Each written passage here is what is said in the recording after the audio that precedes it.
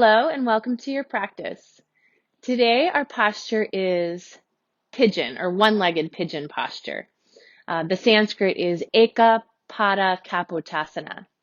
And I'm going to show you all sorts of wonderful variations of this posture, and I would recommend that you have some props on hand, ideally. So you might want to pause this recording and grab for yourself a block, a strap, and if you are at home and you don't have a yoga strap, a soft belt will work, or even a kind of long hand towel will work instead. And then I would recommend 2 bolsters or firm pillows will work as well. So grab all of that stuff and then come meet me back here in tabletop. When you're ready, make your way to that all fours position and take a breath, settling in.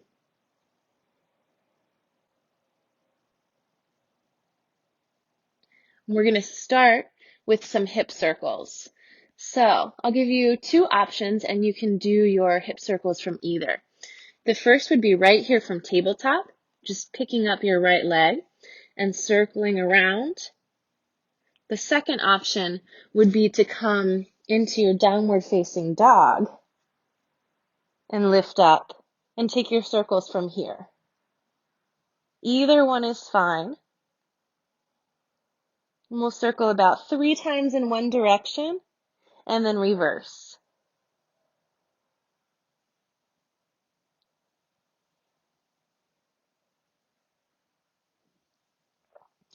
And then when you're ready, bring it back down, either to downward facing dog, or you can return to your tabletop position.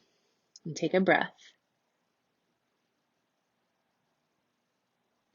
And now we'll do that same warm up and lubricate the joint on the other side, on the other leg. So lift your left leg up and start to work around with a full range of motion in that ball and socket joint of your hip.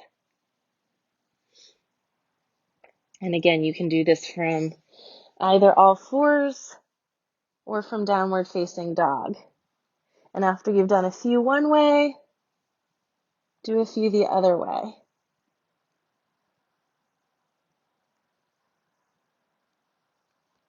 And then we'll make our way back to downward facing dog. So if you were in tabletop before, you can shift back to your child's posture. Tuck your toes and lift up. Just taking a moment here in downward facing dog. We're going to start with the right foot forward. So give a little or a big lift to your right leg. And then guide your shin towards the front of your mat, bending your knee on the way and lowering down. You will likely have to tuck your back toes and pull your back knee back a little bit in order to stretch out the hip flexors. And for some, this can be too much on the knee or even the hip. So I would recommend that you, if you're feeling like it's too much, you put one of those pillows or the edge of one of the pillows or even a little folded up towel underneath your right glute, right where your back jeans pocket would be.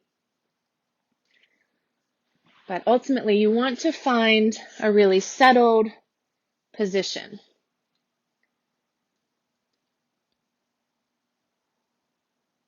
And we'll start with these lifted versions. Now, like I said, this can be a really intense stretch. So before I go on any further, I just want you to check in with your body. And if your knees are saying no, then my suggestion would be to return to that figure 4 posture that we have already learned. And this is basically a pigeon posture on your back. And you can hang out there for 3 or 4 minutes per side and just really enjoy that stretch. But hopefully I'll show some variations here, especially the final one I'm going to show with the bolsters that everybody can find some settledness in the posture. So here we are with a long spine. You might even feel like you're in a very slight back bend here. And this can be a lot. So make sure you're grounded and rooted before going any further. And then if you want to try one of these variations that I'm about to show, you can use the strap looped around your back ankle. So option 1 is to stay where you are in this lifted version. Option 2 is to reach back and grab your ankle like this.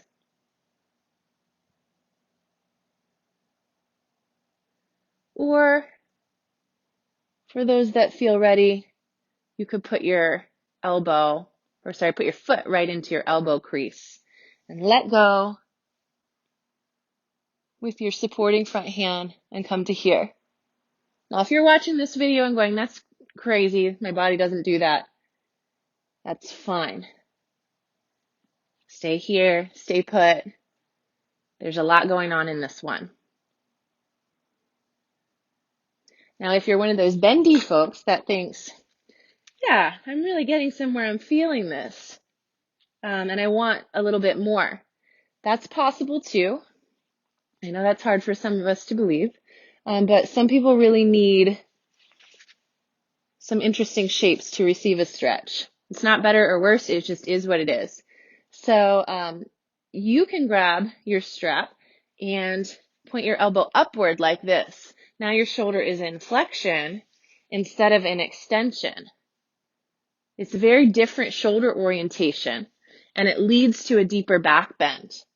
If you're feeling good here, you can even let go with the front hand and hold that strap in both hands. And this is called Ekapada Raja Kapotasana, or one-legged king pigeon, or royal pigeon posture. That one's a lot on my back to grab the back foot or even use the strap, so I'm going to stay right here. Take a breath.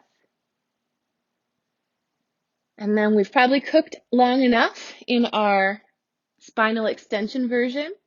So now it's time to move into the variation that a lot of people are more familiar with and really love, which is to kind of forward fold down. And you can use a variety of props. We're going to hinge forward from the hips. And one that I like is just to use a block at any height under the forehead.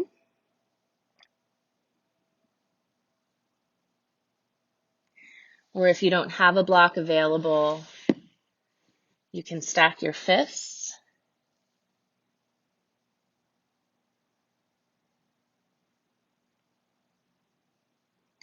Or you can, of course, grab one of those pillows or a bolster and rest on that.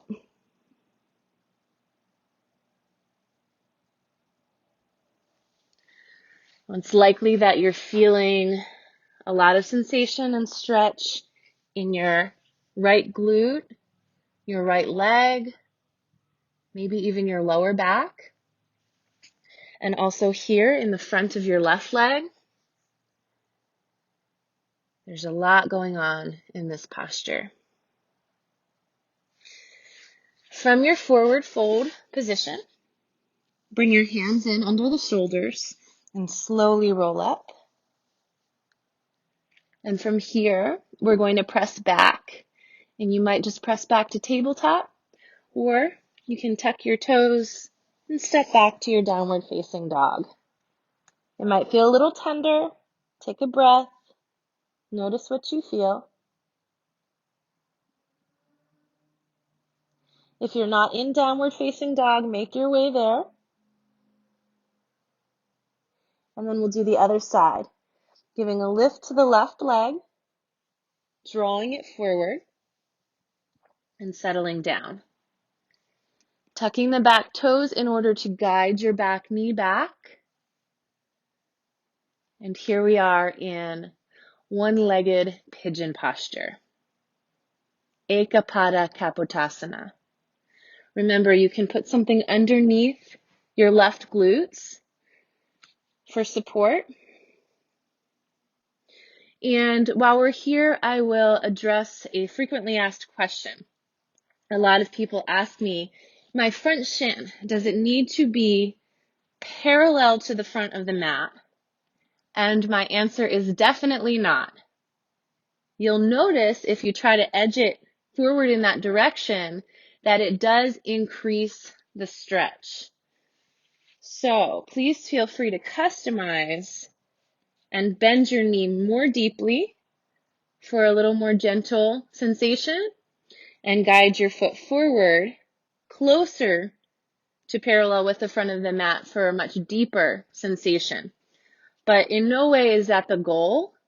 In fact, I've heard too many stories of people thinking they needed to get there and really injuring their front knee with overuse, repetitive forcing the body. You never want to force the body into position in yoga. If it's meant to happen in time, it will happen naturally with comfort, with ease. From here, you can stay here. This is a great variation, or you can grab your back ankle, or you can come into the elbow crease. I've heard this one called mermaid posture a lot. Or you can come into the overhead grip, shoulder flexion, Eka Pada Raja Kapotasana. And for me, it feels much more comfortable on this side than the other side. A lot of people say, oh my goodness, I feel this is my bad side. I feel like my one side is good and the other side's my bad side. And I tell them, that's not your bad side. It didn't do anything wrong. It's your second favorite side. Sometimes you might feel like you are working with two different bodies from right side to left, and that's totally normal. We are not completely the same one side to the other. So whatever you were doing with your back leg now, go ahead and release it, and then start your journey into that resting pigeon. You can bring your hands to a stacked position and rest your forehead on the top hand, or you can use your block under your forehead. Sometimes I like to put the block under my torso.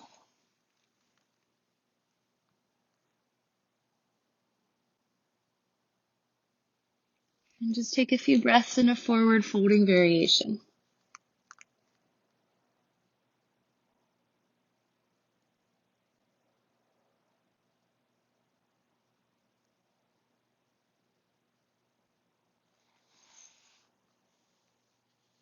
When you've had enough time there, bring your hands under your shoulders, press up, and then either tuck and step back to downward facing dog, or simply press back to your tabletop position. All right, so now to the good stuff, the restorative variation. This one will require those two firm pillows, or it works really well if you have yoga bolsters. So for this, you're going to take one of those pillows and place it on your mat, just like that, and come to a seated position. So your hips are much higher than your knees. The spine is long. Take your other bolster or pillow and get it out in front of you so that it's ready for your torso to fold onto. Then pick a leg. I'll cue it from the right leg staying forward. So keep your right leg in place with a bent knee and take your left leg and start to guide it out and around. Use your hands and your back toes to kind of lift yourself up and get into position just like you were in our first round of the pigeon posture. You can angle this bolster that's underneath your lower body and change its position to a little tilt if that feels more comfortable. You can also add a block underneath your front bolster if you want it to be a little bit higher. And then start to bring your body down.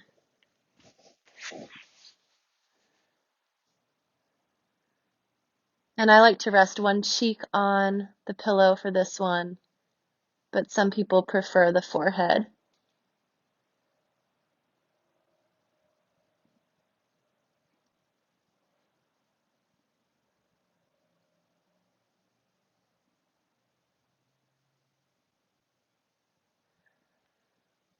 When you feel like you've had enough, bring your hands under the shoulders and roll up.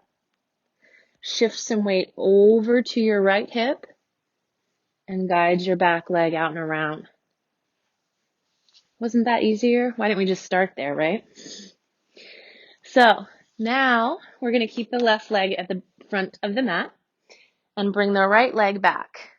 At first it might feel like you're going to get stuck with the right knee pointing to the side.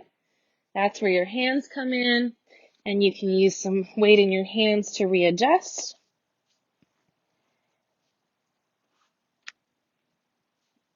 And position your front bolster. Some people like it right in close for a little belly press, and some people like to have space for their belly in between the bolster and the foot. It's really just a matter of personal preference, whatever you like.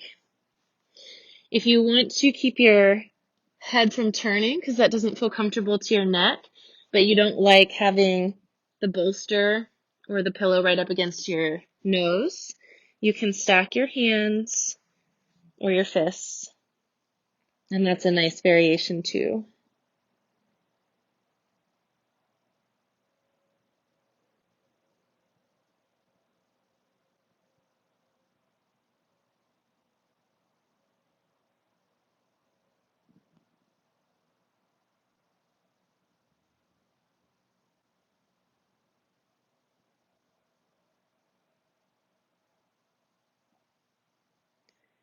And when you've had enough time here, bring your hands under your shoulders.